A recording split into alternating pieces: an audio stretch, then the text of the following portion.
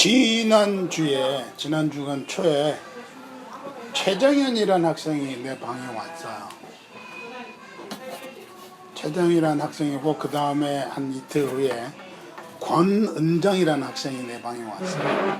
다음 학기에 내 과목을 들어야 되는데 이제 방학 동안에 좀 준비하겠다고 텍스트북을 좀 어떻게 구하냐고. 재작년에 책을 몇 권만 만들어서 팔고 그다음에 책을 안 만들어 버렸어요. 비싸가지고. 그럼 최정현이라는 이름하고 권은정이라는 이름 누가 남자고 누가 여자 같아요? 예? 최정현이 남자고 권은정은 여자고. 근데 둘이 다 여자예요. 근데 최정현이라는 사람이 왔는데 전화번호에다 이름을 적으면서 최정현 바보 그렇게 적어놓고, 근데 권은정이라는 사람이 왔는데 최정현이하고 똑같네. 그러면 권은정 바보라고 쓸까? 아니요, 천재라고 써달라. 그래서 내가 권은정 자칭 천재 그렇게 써놨어요. 사람들이 이름을 들으면은 그 이름에서 어떤 느낌이 있어요. 그렇죠? 근데 여러분이 안민호 그러면 떠오르는 이미지가 있고, 이영훈 하면은 떠오르는 이미지가 있고, 정슬기 하면은 떠오르는 이미지가 있어요. 근데 여러분은 이제 벌써 몇 년 동안 우리가 교제했기 때문에 교제하면서 갖춰진 혹은 예배 통해서 갖춰진 그 이미지가 있는데,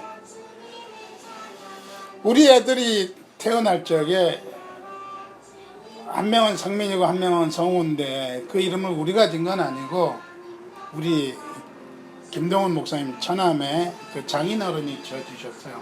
근데 그 이름에 대해서 불만이 없어요. 좋은 이름이에요.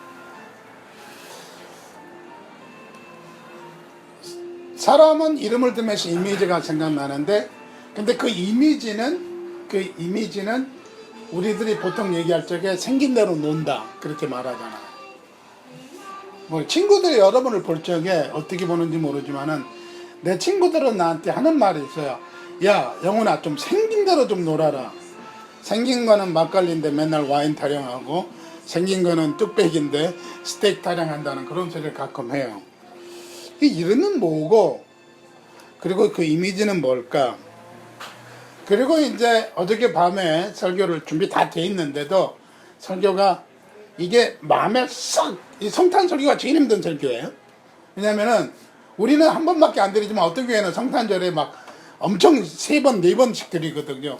그러면 목사님 혼자 그걸 다 하려면은 진짜로 이게 본문은 정해져 있는데 굉장히 힘든데, 그래서 이번에 성탄 설교를 내가 맡으면서 내가 옛날에 설교하면서 은혜 받았던 데를 다 찾았는데 그 설교 원고가 없더라. 다시 준비했는데 준비 다 했는데도 마음에 안 들어요. 그래서 그 밤에 무슨 생각이 드냐면은 진짜로 성탄의 의미는 나한테 뭘까? 매년 다가오는 성탄이고, 그리고 아까 여기 보니까 케이크 있더라고요. 그 케이크까지 하면 오늘까지 벌써 내 생일 케이크를 3번 먹는 거예요. 생일 케이크를 계속 먹는데 도대체 성탄의 의미는 나한테 뭘까? 어떤 때는 내 생일보다 성탄이 더 커지지 않는 그런 어떤 때도 있는 것 같기도 하고, 우리 사람이 맨날 정말 생일 타령 그만하라고 그런 얘기 하거든요. 근데 오늘 아침에 이렇게 일찍 와서 얘기하다가 우리 사람이 그 얘기를 하더라고요. 불교, 유교에 대해서 어떤 발표할 기회가 있었는데, 불경도 읽어보고 유교 논어도 읽어보기 전에 성경 먼저 읽어야 된다고 성경을 다 읽고 그 다음에 불경도 읽어보고 그 다음에 논어도 읽어봤다. 여러분이 생각하는 불경, 여러분이 생각하는 논어, 여러분이 생각하는 성경 무슨 차이가 있을까? 그러면 공자의 차이는 뭐고, 부처의 차이는 뭐고, 예수님의 차이는 뭘까? 초파일은 무슨 의미고 성탄은 무슨 의미일까? 나름대로 생각해 보니까 성탄의 진정한 의미는 뭐냐? 여기는 뭘로 구분해야 되냐면은 이름 속에서 찾아야 되겠다 생각했는데 그게 생명이라는 거예요. 불경에는 다 좋은 말이에요. 나쁜 말 없어요. 불경에 보면 너희는 가서 도둑질하라. 여자는 강간하고 남자들은 좁혀라 이런 말 하나도 없거든요. 다 좋은 말이거든요.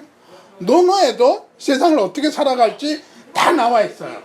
그러니까 어떻게 보면은 저는 개인적으로 불경은 되게 철학적인 접근이고 노노는 되게 윤리적인 접근이다 그렇게 보거든요. 근데 기독교에서는 생명을 다루는 문제를 다루고 있어요. 항상. 그래서 오늘 함께 읽은 성경 구절이 이사야서 9장 6절에 나오는 거기 이름이 나오는데 그의 이름은 5가지가 나와요. 기묘자라, 모사라, 또 뭐가 나와요? 예? 뭐가 나와요? 아직 모르죠. 저들기 하려니까 몰라도 돼요. 5가지가 나오는데 기묘자라, 모사라, 예? 전능한 하나님이라, 영존하신 아버지라, 그 다음에 평강의 왕이라, 그 다음에 성경에 신약 성경 마태복음 가지고 예수라 하라, 그 다음에 임마누엘이라 하라. 이게 7가지 이름이 나오는데 예수님이 굉장히 지극히 평범한 사람으로 태어났어요. 지극히 평범한 사람으로 태어나고 아까 그 그림에 예수님이 탄생하신 베들레헴 마구간이 나오는데 굉장히 깨끗하고 화려한 마구간이에요. 근데 실제 마구간 그렇지 않아요. 제가 의정부 공원에 있을 적에 그 겨울에 염소 새끼를 많이 받아봤거든요. 얼마나 냄새나고 그 다음에 갑자기 막 그거 할 적에 받아야 되니까 지저분하고 그렇게 돼 있는데 여기는 이제 굉장히 깨끗한 거잖아요. 깨끗한 마구간이 아니거든요, 사실은. 그런데 그거 보면은 평범한 조금은 이렇게 평범한 것 중에서도 미리 예약도 못 해가지고 여관도 못 잡고 이렇게 준비 잘한 그런 탄생이 아니거든요. 그러니까 급하게 산통이 오고 그 다음에 아기를 낳는 그런. 그러니까 어떻게 보면 그런데 오늘 찬송을 보면 제가 1년 내내 듣는 노래가 성탄곡이에요. 성탄곡은 무진장 좋아하기 때문에 보통 좋아하는 게 아니라 굉장히 좋아해요. 성탄 오늘 끝나면 내일부터도 성탄곡 들어야 잖아. 어린이 찬송가도 저한테 세트도 있고 그 다음에 뭐 킹스 칼레지의 아주 그 하모니 좋은 그것도 있고 그 다음에 재즈 스타일의 그 성탄곡도 있고 칸타다도 듣고 그 다음에 바흐의 그 크리스마스 성탄곡도 있고 그 다음에 뭐 호두까기 인형부터 시작해서 그러니까 클래식부터 팝송까지 성탄곡들을 한 200곡 이상이 저한테 갖고 있어요. 성탄곡이 그렇게 많아요. 세계에서 사랑 노래 빼놓고 두 번째로 많은 곡이 성탄 노래 같아요. 사랑 노래는 뭐 클래식도 있고 여러 가지 있잖아요. 그렇게 좋은데 그런데 왜 그런 노래들이 나올 수 있는가? 평범한데 평범하지 않다고 하는 거. 동방박사 얘기도 나오고. 그러니까 노래를 한번 분석해 보세요. 뭐 엔델의 메시아 같은 경우 보면은 노래들을 분석해 보면은 그 속에 메시지가 있는 거 아니냐는. 그런데 특징은 온 세상의 왕으로 오셨다고 그러는데 거기에 뭐라고 하냐면 한 아기를 우리에게 주셨다라고 돼 있어. 그리고 우리들에게서 나서 우리들에게 주셨다. 그럼 예수님은 어떤 분이냐 하는 문제를 나올 적에 성탄의 의미를 분석할 적에 이름 5가지 그 다음에 신약의 2가지를 분석해 봅니다. 첫 번째 이름이 기묘자예요. 기묘자란 단어는 요새 잘 안 쓰는 단어예요. 요새 잘 쓰는 단어는 희한하네. 요새 또 다른 요새 유행하는 단어들이 또 있을 거예요. 요새 제가 젊은 세대들하고는 이제 그거 하니까. 근데 참 기가 막히네. 뭐 기똥차네, 뭐 짱이네, 뭐 여러 단어들이 있잖아요. 근데 기묘다라고 하는 단어는 안 쓰는 단어예요. 요새는 안 쓰는데 무슨 뜻일까? 그건 희한하다, 놀랍다. 그 다음에 영어로는 번역을 하기를 원더풀이라고 돼 있어요. 원더풀. 원더풀이라는 단어는 제가 굉장히 자극적으로 들었던 것이 1983년도 1월에 오하이오로 가서 공부할 적에 우리 룸메이트가 마이크라는 룸메이트가 그 에디슨이 태어난 샌더스키 카운티에 에디슨이 다녔던 고등학교에 다니는 동생 어메리칸 레슬링에 갔는데 우리는 요새는 와자 뭐 이런 단어 쓰잖아요. 그리고 그 다음에 뭐 파이팅 그런 단어 썼는데 미국 사람들은 그때 보니까 wonderful, beautiful, wow, 그 다음에 go 그런 단어들 쓰더라고요. 그러니까 wonderful 그러면 잘했다 할 적에도 쓰고, 그 다음에 운동하는데 beautiful한 단어를 써요. 아, 운동할 적에도 beautiful, wonderful한 단어를 쓰는구나. 그러니까 저한테는 이제 미국을 처음 배우는 시기였는데, 아, 이 단어들의 용도가 굉장히 폭이 넓구나. 우리들이 생각했던 그렇게 좁은 의미가 아니구나. 그걸 깨닫게 됐어요. 그러면은 진짜로 기묘자라 하는 말은 정말로 놀랍다, 희한하다, 그 다음에 정말로 경이스럽다. 우리 경이스럽다. 그러니까 요새는 이제 한자에서 오는 이런 단어들을 많이 안 쓰는데, 뭐가 그렇게 경이스러울까? 예수님의 이름과 태어나는 거, 그 다음에 예수님의 말씀과 예수님의 생애, 예수님의 죽음 전체가 희한하다고 하는 거예요. 첫 번째 뭐가 희한해요? 뭐냐면은 동정녀 탄생이란 거, 이제 자유주의 쪽에서는 예수님의 동정녀 탄생을 믿지 않습니다. 근데 저는 그러면 이제 우리들이 보통 말할 때 기적이라는 그런 단어를 쓰는데, 그러면 이것 빼고 저것 빼고 뭘 그 사람들은 믿을까? 그런 생각을 해요. 동정녀 탄생. 그게 인간의 언어로 설명할 수 없는 부분이 많이 있어요. 이런 단어들이 뭘까? 기묘하다고 하는 단어를 어디에 썼을까? 저는 어쨌거나 이제 학문하는 사람이고 뭘 연구하고 찾고 그러는 사람이니까 보니까, 아, 과학적인 사고방식에서 접근했을 적에 과학적으로 설명이 되지 않을 때에 쓰는 단어, 그게 기묘하다. 그런 단어를 써요. 지난 목요일 날 제 방 앞에 이렇게 나오니까 총장님이 딱 내렸는데, 김상복 총장 목사님이 내리면서 이 박사 나 기억해 그러더라고요. 놀리는 거잖아요, 지난번 사건 때문에. 그래서 내가 당신 누군데 그래? 그렇게 말하면 기억 못하는 거겠죠? 그렇게 얘기하고 기억해요. 그런데 저를 병원에 데려갔던 스티브장 교수가 이제 또 얘기를 하면서, 이영훈 교수는 진짜 교수래.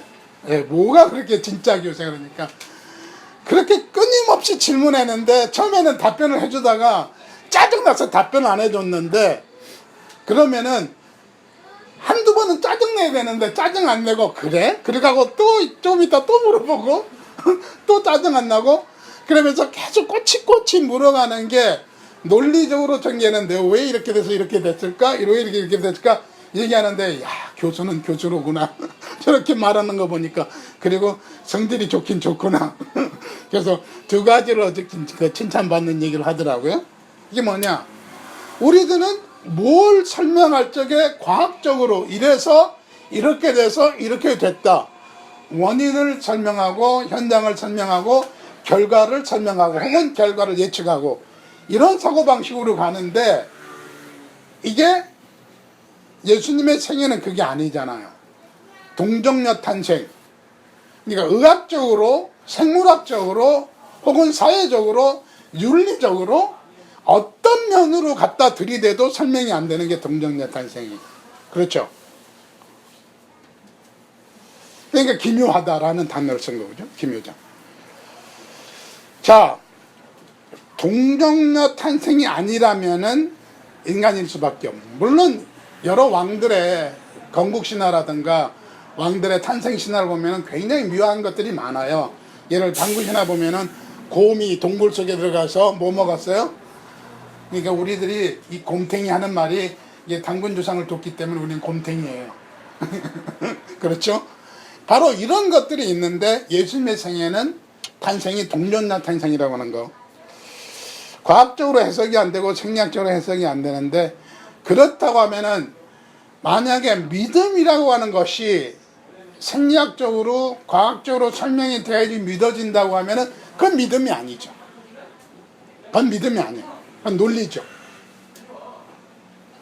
그 다음에 예수님을 메시아라고 그랬고 신이라고 그랬고 인간이라고 그랬어요. 이것도 논리가 엉성해요. 왜냐하면 어떻게 인간이 신이 되고 어떻게 신이 인간이 되느냐. 그런데 만약에 예수님이 인간뿐이라고 하면은 공자나 석가보다 나은 것도 없고, 만약에 예수님이 신이라고만 하면은 우리와 너무 거리가 멀어. 그렇죠? 그래서 기묘다라고 얘기할 적에 예수님은 메시아인데 메시아는 신이고 인간이라고 하는 것, 예수님은 탄생부터 동정녀 잉태됐다는 것, 그래서 과학적으로 해석하려고 또 과학적으로 설명하려고 돼서 되지 않는다는 것. 그 다음에 예수님을 얘기할 때 우리는 삼위일체 얘기합니다. 성부 하나님, 성자 예수님, 그 다음에 성령님. 삼위일체를 얘기할 적에 셋이 하나라고 하는 거를, 이거를 설명하는 방법이 이제 몇 가지가 있죠. 이제 예를 들어 태양을 갖고 얘기할 적에 라이트 있고, 빛이 있고, 그 다음에 뭐가 있어요? 열이 있고, 그 다음에 또 뭐가 있어요? 에너지가 있어요. 인간을 얘기할 적에, 나를 얘기할 적에 나는 우리 부모님의 자식이고, 우리 자식의 아버지고, 우리 아내의 남편이고, 그래서 세 가지 위치라고 하는 거, 삼위. 그래서 하나의 몸이지만은 세 가지 위가 있다라고 해석을 해요. 그렇게 설명하면 삼일체는 그래도 좀 쉬운데, 동년녀 탄생이나 온전히 신이시고 온전히 인간이라는 거, 이건 안 된다는 거죠. 그 다음에 예수님의 생애 그 자체가 기묘해요. 희한해요. 뭐가 희한하냐면은 예수님의 죽음. 신이 어떻게 죽느냐. 신이 죽으면은 신이 아니다라고 하는 거죠. 그런데 거기서 이제 반신반인 얘기도 나오고, 예수님의 죽을 적에는 인간의 몸만 죽었고 신은 안 죽었다가 예수님이 부활할 적에 태어났다. 뭐 하여간 해석을 해보려고, 설명을 해보려고 갖다 짜 맞추다 보니까 별 희한한 이론들이 많이 나온 거예요. 이론이 많이 나오는 이유가 바로 이 기묘하기 때문에, 설명하기 힘들기 때문에 설명을 억지로 끼워 맞추다 보니까 그렇게 돼요. 자, 제가 기억상실증에 걸린 순간에 대해서 설명할 수 있는 사람이 아무도 없어요. 할렐루야 교회 제 앞에 있던 수비하던 송욱정 전도사가 나를 봤는데, 그냥 목사님이 슬라이딩을 강하게 해가지고 조금 늦게 일어난 것 밖에 없다. 지금 보니까 아마 슬라이딩을 세게 해가지고 이쪽을 부딪혀가지고 이쪽이 뻐근한 줄 알았더니, 병원에 갔더니 우리 유재 사모님이 의사를 한번 만나보라고 해서 의사가 주사를 놔주더라고요. 내 몸이지만은 내가 어떻게 했는지 내가 기억하지 못하고, 내 몸이지만은 내가 어디가 정확하게 아픈지 모르고 의사들한테 맡길 수밖에 없는 거. 예수님의 생애도 그런 것 같아요. 그래서 이제 부활에 대한 얘기도 그래요. 옆에 있던 강도가 뭐라고 그랬어요? 예수님한테 놀리면서, 너가 구세주면은 너부터 구원해라 이거예요. 십자가에 떼내리고 지도 구원 못하면서 무슨 구세주라고 하느냐, 그렇게 빈정되는 거죠. 옛날에 유재두라고 아세요? 권투 선수였는데 세계 챔피언 했죠. 동네 깡패한테 맞았잖아요, 유재두가. 파출소에 잡혀갔는데 그 사람이 누군지 아냐고 물어보니까 깡패가 모른다니까 유재두라고 놀래가지고 지가 살아있는 게 다행이잖아요. 차라리 맞는 게 낫지. 유재두 입장에서는 자기가 팼다가 그가 다치거나 그래봐, 저기 세계 챔피언 유재두가 사람 팼다고 소문나잖아요. 차라리 맞는 게 낫지. 그렇죠? 자, 죽음도 부활도 논리적으로 설명할 수 없는 것. 지난번에 얘기한 거 있죠. 하버드 대학 교수가 Proof of Heaven이라는 그 책 썼다고 그랬잖아요. 예수도 안 믿던 사람들이 임사체험하고 난 다음에 그런 책을 썼어요. 또 이제 질문이 있어요. 하나님의 능력으로 죽은 예수를 부활시킨다면은, 그럼 뭐하러 죽여? 그렇죠? 제가 기억성경에 깨어날 적에 한 얘기가 있죠. 우리 그 스테브단 교수한테 내가 실수한 거 없어? 그리고 깨어나서 딱 느낀 게, 곰곰이 생각하면서, 아, 내가 천국에서 깨어날 때 이렇게 깨어나겠구나. 죽을 땐 나는 모를 거 아니야. 내가 죽었는지 안 했는지. 그때는 의식이 없는 상태니까. 근데 깨어나니까 내가 의식이 생겼잖아요. 그러니까 아, 천국에서 깨어나면 이런 거겠구나. 설명이 안 되는, 설명하기 힘든. 그러니까 논리적으로 자꾸만 질문하니까 옆에 있던 조카하고 다른 교수가 짜증내는 거예요. 똑같은 질문을 100번이나 계속 하니까. 자, 신앙이란 그 자체가 기묘이고 기적이에요. 저는 이런 것들을 어떻게 믿느냐, 간단하게 믿어요. 하나님이 그렇게 못하신다고 그러면은 그분이 하나님일까? 그 정도도 못하는 하나님을 내가 믿을 만한 가치가 있나? 그렇잖아요? 생명을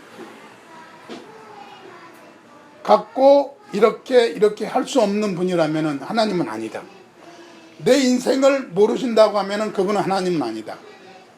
그것이 간단해요. 이게 뭐가 기적이냐? 뭐가 기묘냐? 예수님 그 자체가 기묘고 기적이라고 하는 겁니다. 사실 우리들이, 많은 크리스찬들이 병들었어요. 기도해서 낫어요. 기적이라고 간증해요. 그게 기적이라고 표현할 수 있을까? 연동교회 이성희 목사님 앞에 내가 한번 특강한 적이 있는데 1시간 전에 나는 기적을 믿지 않습니다. 하나님의 섭리를 믿습니다. 그렇게 했거든요. 내가 기적을 안 믿는다고 그러니까 거기 있던 많은 목사들이 이제 놀랐어요. 저참 목사가 있나. 근데 그 다음 얘기가 나는 하나님의 섭리를 믿습니다. 인간의 눈으로 볼 적에는 기적으로 보이지만은 하나님의 눈으로 볼 적에는 하나님의 섭리 속에, 하나님의 계획하심 속에, 하나님의 역사를 움직이시는 그 속에 포함된 거다. 내 삶에 태어나고 2살 때, 아니 2학년 때, 5학년 때, 또 금년에 이렇게 3번 정도 이렇게 기억상실증이 걸리고 하는 것들도 하나님의 섭리 속에 포함된 거 아니냐. 언제 죽을지 나는 모르지만 하나님의 섭리 속에 포함되어 있는 거 아니냐.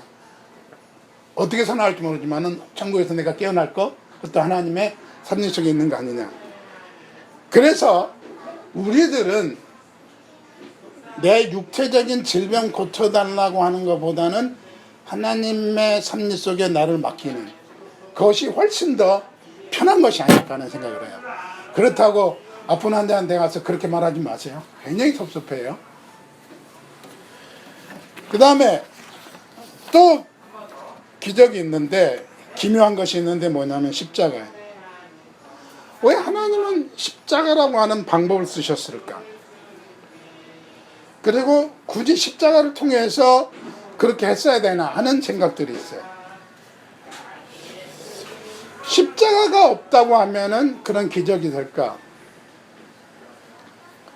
그 다음에 오늘 이사야서 때문에 또 하나 말씀드리는데, 이사야서 9장 6절에 5가지 이름이 나타나는데 그것인데, 이거 예언이라고 합니다. 구약의 예언이 신약에서 다 이루어졌어요. 그래서 예언이 이루어지는 그 자체가 기적이라고 하는 겁니다. 그것이 기묘라고 하는 겁니다. 어떻게 그렇게 될까? 예를 들어 미가서 5장 2절에 보면 예수님의 탄생지가 베들레헴으로 나와 있어요. 그 다음에 누가복음 2장에 보면은 요셉하고 마리아가 호적하러 베들레헴에 갔다가 거기서 아기 낳는 그 과정이 자세하게 설명되어 있어요. 구약의 예언과 신약의 사건들이 맞아질 적에 어떻게 그렇게 정확하게 딱딱딱 맞아질 수 있는가? 그래서 예수님의 탄생과 사역, 죽음과 부활 다 기묘입니다.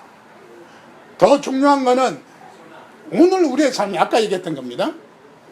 도대체 성탄의 의미가 내게는 무엇일까? 나한테는 어떤 의미가 있어야 되고 어떤 의미가 있는 것일까?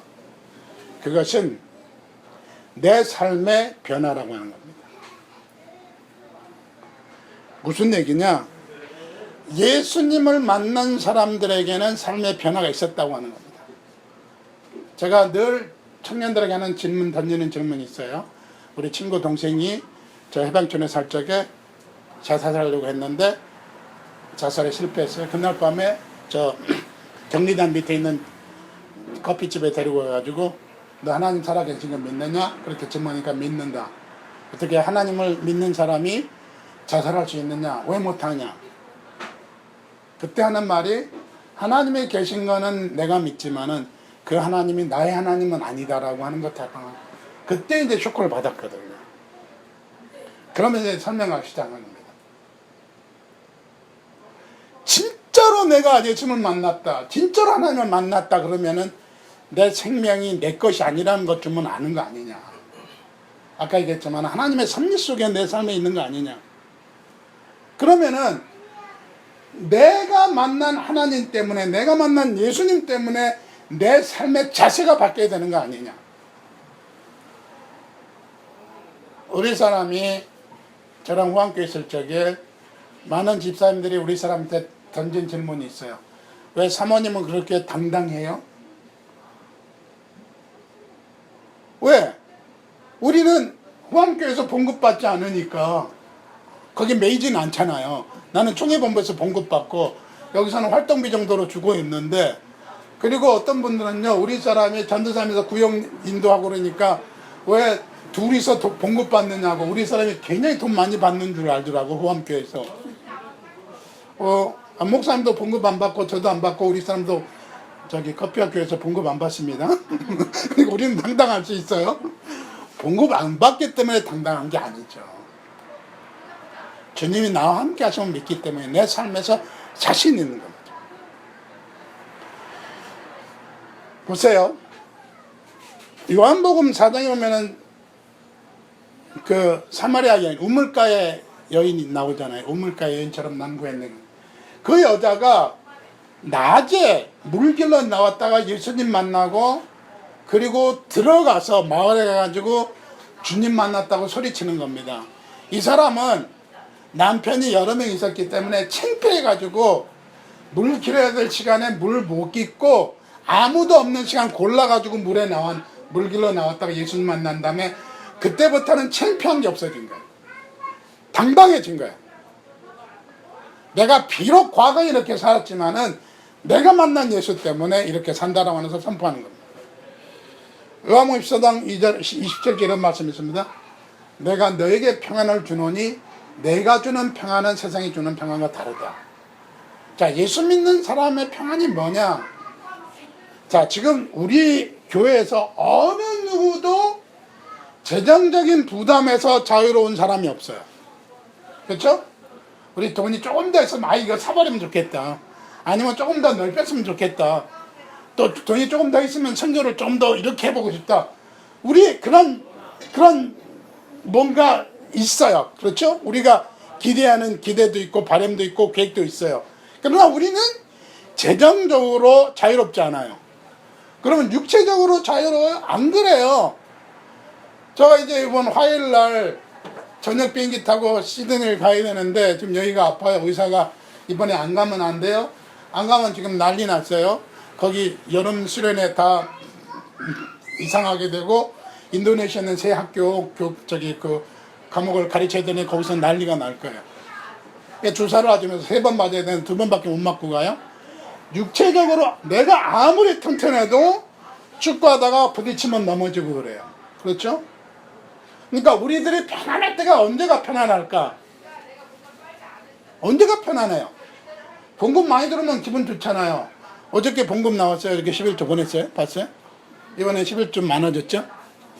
왜 11조 이렇게 학교에서 많이 줬나 보니까 15만원 추가시켰고 22만원 추가시켰어요. 이게 무슨 돈일까 생각해보니까 논문 지도한 거 주임이니까 15만원 더 줬구나. 그거 되고 22만원 뭘 줬을까? 아마 이번에 입학 서류하고 그런 거 그거 수강료를 따로 주거든요. 그것 때문에 더 준 것 같아요. 근데 그거를 한꺼번에 안 주고 다 이렇게 따로따로 넣어놨어요. 그래서 어저께 저녁에 11절로는 보냈죠.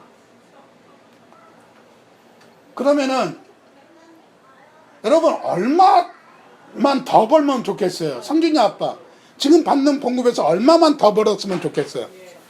딱 100만원 더 벌고 싶죠? 50만원이? 200만? 두 배는 욕심이 나는 딱 100만원만 더 줬으면 좋겠어요. 왜?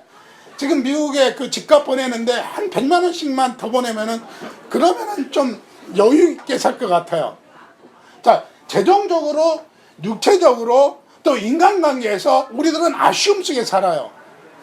그러면은 재정적이 우리를 편안하게 해주고 육체적인 건강이 우리를 편안하게 해주고 이런 건 아니잖아요.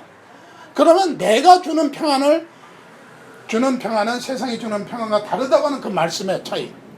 그것이 바로 이걸 좀 앞으로 당겨줘요. 계속 눈이 부셔가지고 도망가야 돼. 예. 거기가 좋아. 예. 그러면 이제 여기 서 있어도 돼. 이게 내가 너에게 평안을 주노니 내가 주는 평안은 세상과 다르다는 바로 이런 뜻입니다. 그러니까 저 사람은 분명히 저렇게 살면 안 되는데 예수 믿는 사람들은 참 희한하게 기쁘게 살아요. 그게 뭐냐? 그게 기묘라고 하는 겁니다. 그게 기묘해요. 오늘날 성탄을 맞이하면서 기묘자 되신 예수님을 만난 우리는 기묘하게 살아야 되는 거예요. 정말로 원더풀하게 살아야 된다는 거예요. 적은 봉급 갖고도 지혜롭고 정말로 희한하게 잘 살아야 되고, 거기다 우리는 11조도 띄고 헌금도 하면서 없는 돈에서도 그렇게 건강하게 잘 신다. 제가 전도사 때 제 친구 매형이 다른 교회 부목사님, 나이 많은 목사님인데, 이 전도사 고생하지, 적게 받으나 많이 받으나 똑같아. 다른 사람들은 다 병원에 가서 다 돈 내거든. 전도사는 병원에 안 다니잖아. 저는 정말로 병원에 가서 돈 내니 거의 그때 없었어요. 요새는 이제 국민보험 처리되니까 그건 다행이고. 그래서 찬송가, 우리들이 좋아하는 찬송가 중에 하나가 내 영혼이 은총 입어 중한적인 법고 보니 슬픔 많은 이 세상도 천국으로 가더라. 세상이 변하는 것이 아니라 내가 변한 거죠. 그렇죠? 예수 만난 사람, 생명을 보장받은 사람, 그 사람이 변화받으니까 성탄이 복된 거죠. 그 다음에 인격의 변화를 일으켜요. 지금은 이제 돌아가셨는데, 제가 후암교회 갔을 적에 홍광국 권사님이 있었어요. 사찰하시던 집사님인데, 그 사람이 후암시장에서 유명한 술꾼에다 쌈패였었어요. 근데 그 사람이 예수 믿고 후암교회에 이제 사찰이 됐거든요. 저는 모르죠, 그 과거를. 근데 정말로 예수가 좋다고, 어떻게 저 사람이 저렇게 변하냐고 홍광국 권사를 보면서 다른 사람들이 후암동에서 그렇게 얘기하더라고요. 그래서 정말로 예수를 만난 사람은 변해요. 정말로 만난 사람. 그래서 만난 사람들은 사기꾼이 돼요. 그렇죠? 예수 팔아서 엉뚱한 짓 하는데, 진짜로 예수 만난 사람들은 뭐라고 그랬냐면, 고린도후서 5장 10절째로 보니까 그런 중 누구든지 그리스도 안에 있으면 새로운 피조물이라 그랬어요. 왜 수많은 아기들이 태어나는데 한 아기가 태어나면서 그 사람은 기묘자를 하고, 그 기묘자를 만난 사람들의 삶이 변하고 인격이 변하고, 그 다음에 또 생활의 변화가 나타나요. 마가복음 9장 23절을 보니까 할 수 있거든 무슨 말이냐, 믿는 자에는 능치 못할 일이 있다는 말씀이 있고요. 또 마태복음 7장 보니까 구하라 그러면 주신다. 제가 늘 자랑스럽게 얘기하는 건데, 자랑할 거는 아니에요. 사실 서울역에서 구걸에서 먹고 살았다는 게 자랑거리예요. 나 하나님은 책임져 주신다고 하는 것이, 나는 내 삶을 통해서 보여줬으니까 그 문제에서 걱정 안 한다. 생활에 놀라운 변화가 생긴다. 자, 첫 번째 이름이 기묘자입니다. 기묘자라고 하는 것은 희한하다, 놀랍다, 그리고 영어로는 원더풀이다. 그래서 더 중요한 것은 예수님을 만난 사람들의 삶이 더 놀랍게 변화되어야 된다는 사실, 그런 자신감으로 우리는 살아야 된다는 사실, 바로 그런 여러분 되시길 주님으로 축원합니다. 두 번째는 모사라고 그랬어요. 모사는 뭐죠? 삼국지에서 가장 유명한 모사가 누구예요? 제갈량이죠. 모사라고 하는 거는 영어로는 카운슬러로 돼 있어요. 카운슬러. 그래서 위대한 상담가. 위대한 상담가는 뭘까?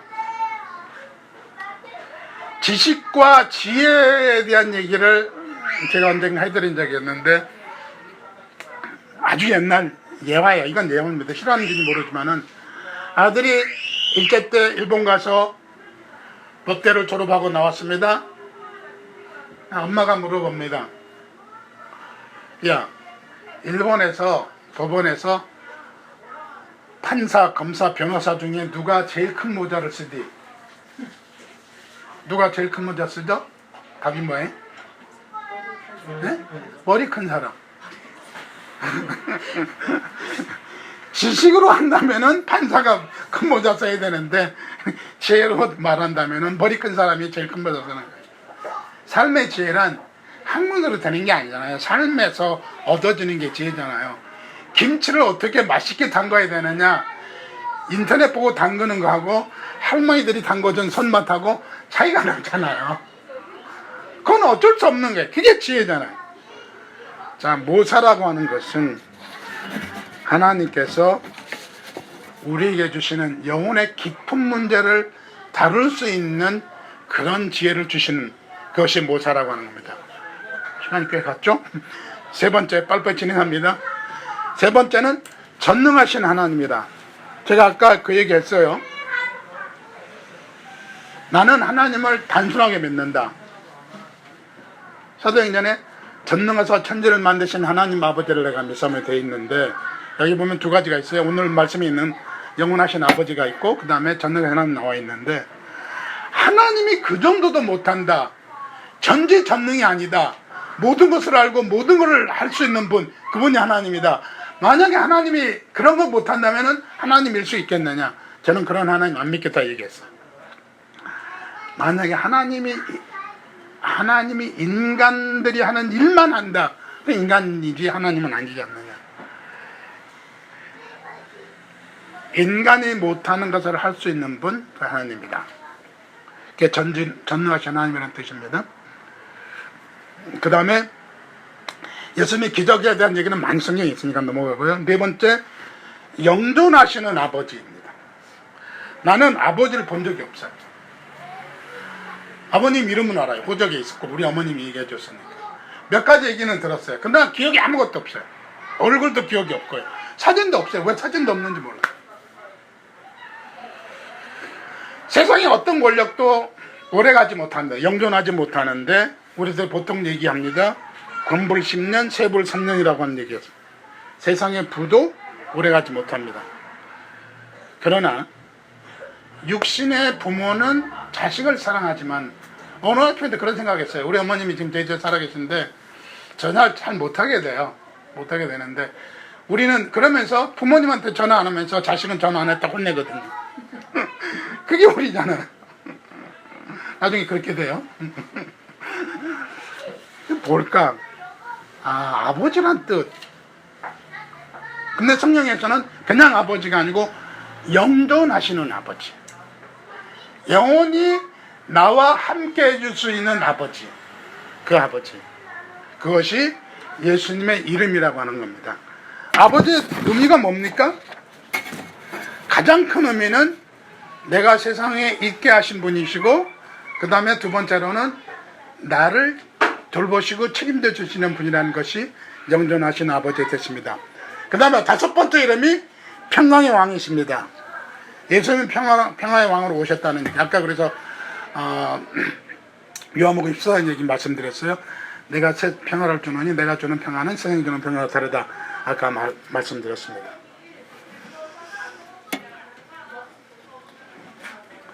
그 사람만 나타나면은 몽땅 해결돼. 분위기가 좋아. 그런 사람 있죠? 있어요, 친구 중에? 근데 그 친구만 오면은 싸움이 시작돼. 우리들이 말하는 싸움닭이에요. 근데 우리 교수들 중에서도요, 싸움닭이 있었어요. 지금 이제 다른 데로 가셨는데, 틀린 말은 아니야. 정확해. 정확한데 그 사람 말에 동조하고 싶지가 않아. 함께 있고 싶지가 않아. 그런 사람이 있어요. 그래서 크리스천이란 뭐냐? 논리적으로 따지는 것이 아니라 정말로 덮어주고 안아주고 용서해주고 받아주고 평화를 이룰 수 있는 사람, 그것이 크리스천의 모습이다라는 겁니다. 그렇게 되면은 여러분 손해봅니다. 그리고 여러분이 남보다 더 일해야 됩니다. 더 섬겨야 됩니다. 물질적으로 손해보고 시간적으로 손해봅니다. 그러나 그 사람만 나타나면은 분위기가 좋아집니다.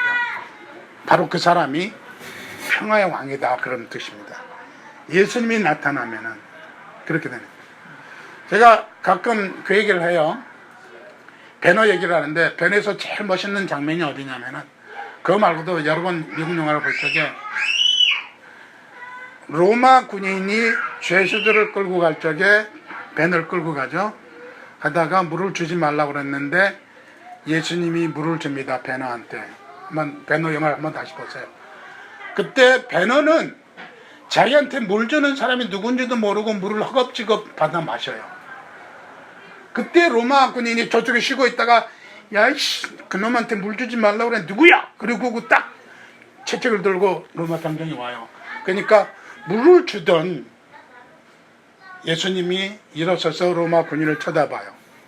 근데 로마 군인이 이제 클로즈업 때 영화를 보면은 갑자기 눈이 내리깔고 채찍을 내리고 꼬리를 내리고 슬그머니 뒤로 빠져요. 그 모습, 내가 가장 원하는 모습, 그런 모습이에요. 내 얼굴 보고 내 눈빛 보고 그렇게 달려들던 사람이, 승질내던 사람이 꼬리를 내릴 수 있는 그런 사람. 그러니까 막 싸우다가도 내가 딱 나타나면은 에이, 없던 걸로. 그런 사람, 이게 평화의 왕이라고 합니다. 배너의 그 모습을 정말로 촬영을 잘했어요. 나는 내가 속한 단체에서 평화를 이끄는, 화평을 이루는 사람인지 아니면 분쟁을 일으키는 사람인지, 쉬운 말로 나는 싸움닭인지 나는 모든 것을 수용해 주는 사람인지, 예수님의 모습이 그 모습이라고 합니다. 이제 결론 내야 되는데, 신약에서 낼 수밖에 없죠. 거기 두 가지 이름이 나와요. 신약에서는 예수를 하라, 임마누엘이라 하라. 예수 이름은 뭐예요? 네? 예수 이름이 뭐예요? 뜻이 뭐예요? 빨리 얘기해봐요. 아이고 주여, 다 찾아서 읽어요. 안 되겠어. 주보에 있어요. 주보에 있습니다. 21절부터 다 같이 크게 시작. 그들을 말이니 이름을 예수라 하라. 이는 그가 자기 백성을 그들의 죄에서 구원할 자이심이라 한다. 계속 하야지. 이 모든 일된 것은 주께서 선지자로 하신 말씀을 이루려 하십니다. 그가 처녀가 잉태하여 아들을 낳을 것이요 그의 이름은 임마누엘이라 하셨으니 이를 번역한 즉 하나님이 우리와 함께 있다 한다. 예. 예수라 하라 그랬는데 예수의 뜻은 자기 백성을 죄에서 구원할 자라. 오늘 성탄 특사가 있었죠? 몇 명이죠? 이번에 460명인가 얼마 했더라고요. 근데 거기에 무슨 회사 운영했던 사람이 한 명 꼈더라고요. 그거는 뭐냐면은 특사라고 하는 것은 죄가 있었는데 죄에서 구원받은 사람이죠. 죄가 없다진 걸로 일단 반면에 풀어준 거잖아. 그래서 예수의 이름은 우리가 죄에서 구원받은 사람이라고 하는 뜻입니다. 그럼 성탄을 맞이하면서 성탄절에 내게 어떤 의미가 있어야 되느냐 아까 질문했죠. 바로 나는 구원받은 백성으로 살고 있느냐라는 질문입니다. 예수의 이름이 내 삶에서 이루어지고 있느냐. 예수 이름 뜻이 죄에서 구원받는다고 그랬는데 나는 죄에서 자영을 받은 사람이냐 아니냐 스스로 평가해야 되죠. 그 방법은 요한일서 1장 9절에 있습니다. 요한일서 1장 9절에 뭐라고 그랬어요? 만일 우리가 우리 죄를 자백하면 저는 미쁘고 의로워서 우리 죄를 용서해 주실 것이라고 했어요. 그래서 우리가 정말로 예수를 믿는다면은 죄를 자백하고 죄에서 자형을 받는 삶, 구원받은 사람의 삶을 살아야 된다는 뜻이고요. 그 다음에 마지막으로 임마누엘인데, 임마누엘 뜻은 하나님이 나와 함께 하신다. 하나님이 나와 함께 하신다고 하면은 정말로 세상을 자신 있게 살 수 있어요. 그렇죠? 요새도 청와대 백을 들먹이면서 사기치는 사람도 있다고 그러더라고요. 요새 같은 세상에서도. 박근혜 대통령 욕하는 사람들 그렇게 많은데도 청와대라면 아직도 꼬리 내리니까 사기 칠 수 있는 근거는 이제 빼겠다는 얘기잖아요. 정말로 하나님이 나와 함께 하신다면은 내가 이렇게 살 수 있겠는가? 내가 이렇게 살아야 되겠는가? 그것이 성탄절을 맞이하면서 왜 사람들이 기뻐하는지, 쉬니까, 학교 다니는 사람들은 방학하니까 그런 것이 기쁨이 아니고 내가 주에서 자음을 받았고 그리고 내가 평화를 이룰 수 있고 그리고 하나님이 나와 함께 해주시니까 그 하나님이 내게 오신 것이니까 그것이 기쁨이라고 하는 사실을 기억하시고 믿음으로 승리하는 우리 되시기를 주님으로 축원합니다.